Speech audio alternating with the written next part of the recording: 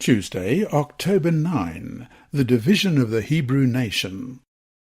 The path of apostasy and its dire consequences didn't happen overnight. But the wrong choices and decisions that accumulated over the long centuries finally led to some terrible consequences for God's people. Question. Read the story of King Rehoboam in 1 Kings 12, verses 1 through to 16. What caused this terrible division among God's people?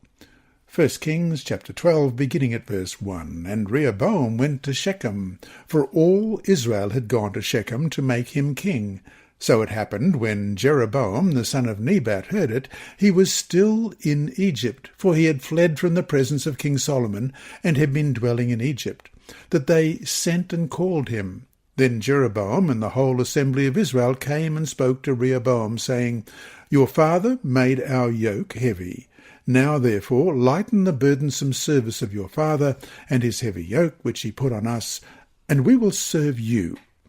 So he said to them, Depart for 3 days, then come back to me. And the people departed. Then King Rehoboam consulted the elders who stood before his father Solomon while he still lived, and he said, How do you advise me to answer these people? And they spoke to him, saying, If you will be a servant to these people today, and serve them, and answer them, and speak good words to them, then they will be your servants forever. But he rejected the advice which the elders had given him, and consulted the young men who had grown up with him, who stood before him. And he said to them, What advice do you give? How should we answer this people who have spoken to me, saying, Lighten the yoke which your father put on us?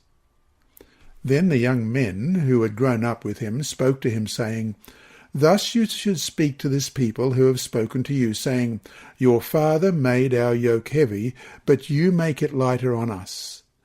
Thus you shall say to them, My little finger shall be thicker than my father's waist.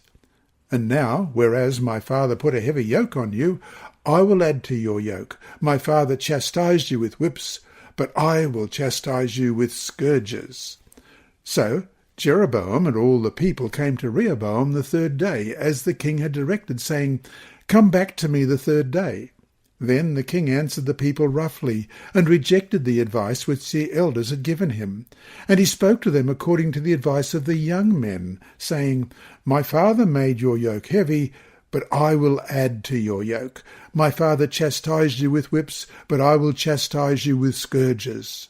So the king did not listen to the people, for the turn of events was from the Lord, that he might fulfill his word, which the Lord had spoken to Ahijah the Shilonite, to Jeroboam the son of Nebat.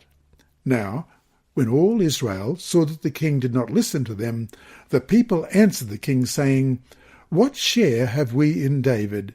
We have no inheritance in the son of Jesse. To your tents, O Israel! Now see to your own house, O David. So Israel departed to their tents.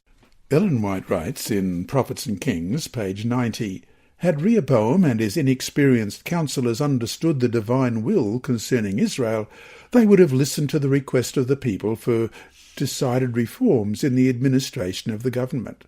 But in the hour of opportunity that came to them during the meeting in Shechem, they failed to reason from cause to effect, and thus forever weakened their influence over a large number of the people. Their expressed determination to perpetuate and add to the oppression introduced during Solomon's reign was in direct conflict with God's plan for Israel, and gave the people ample occasion to doubt the sincerity of their motives. In this unwise and unfeeling attempt to exercise power, the king and his chosen counsellors revealed the pride of position and authority. Question. What do the following statements say about the need for wisdom in making the right decisions? Where is the source of true wisdom? Proverbs chapter 4, verses 1 through to 9. Hear, my children, the instruction of a father, and give attention to no understanding. For I give you good doctrine. Do not forsake my law. When I was my father's son, tender, and the only one in the sight of my mother, he also taught me, and said to me, Let your heart retain my words, keep my commands, and live. Get wisdom, get understanding. Do not forget, nor turn away from the words of my mouth. Do not forsake her, and she will preserve you. Love her, and she will keep you. Wisdom is the principal thing. Therefore, get wisdom. And in all your getting, get understanding. Exalt her, and she will promote you. She will bring you honour when you embrace her. She will place on your head an ornament of grace. A crown of glory she will deliver to you. And Proverbs 9 and verse 10, the fear of the Lord is the beginning of wisdom, and the knowledge of the Holy One is understanding.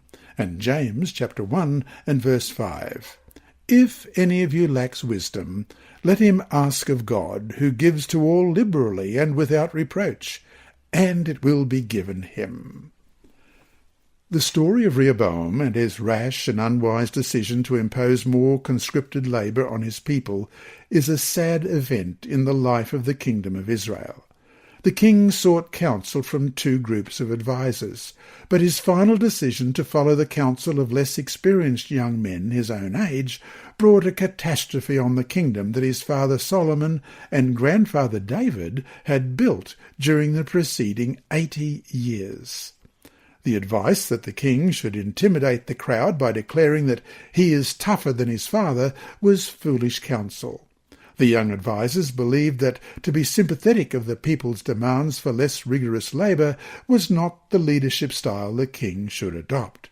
He should, they said, present himself as ruthless and cruel instead. In the end, he showed himself to be a bully and undeserving of his people's allegiance and faithfulness. Hence, a division occurred among God's people that never should have been there, and that was never God's plan for his people.